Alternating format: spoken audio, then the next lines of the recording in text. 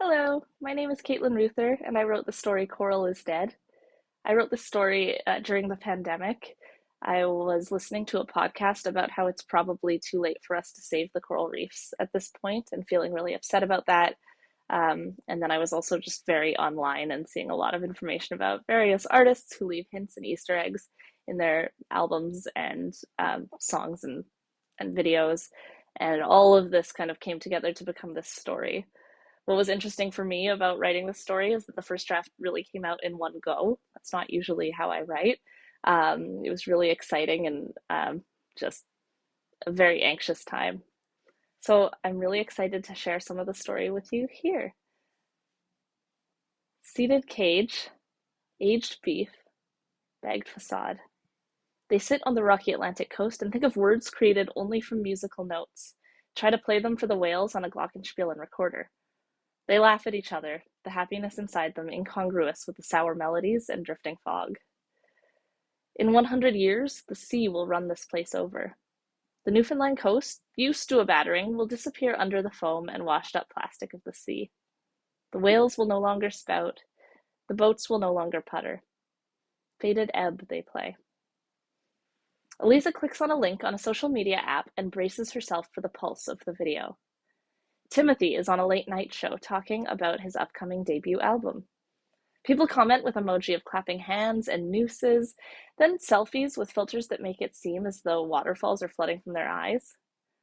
Eliza sits on her bed with arms wrapped around her knees and inhales for 4 seconds and exhales for 6, like the meditation app has taught her.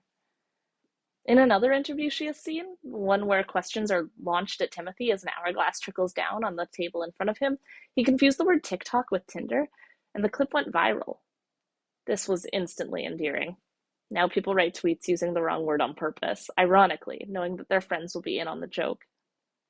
He exists only through the internet, but is lionized for his distance from it. Timothy's songs, the collection of unrelated tracks that have been released so far, are delicate and sweet, full of hidden messages for audiences to decipher. Sometimes these codes are in the metallic guitar riffs, bits of music spelling the words that can be found in interviews he has given, blips and pulses at specific timestamps lead fans to certain phrases he's said, later found repeated in his blog posts.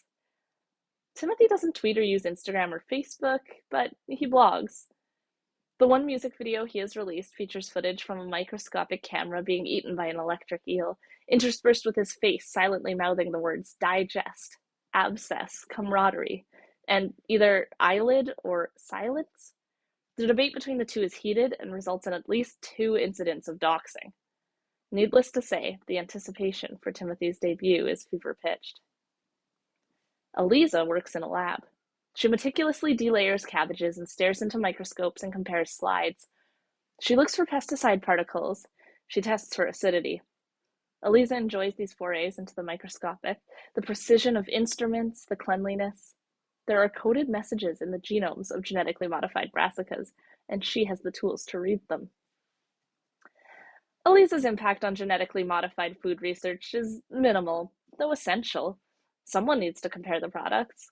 Someone needs to test the acidity, and she loves her job. It's only when she is at home with her computer on her lap and her smartphone in her hands that she thinks about Timothy. It never ceases to unnerve her that people know his middle name, his favorite color, favorite brand of Miss Vicky's chips. I knew these things first, she thinks in her more bitter moments online.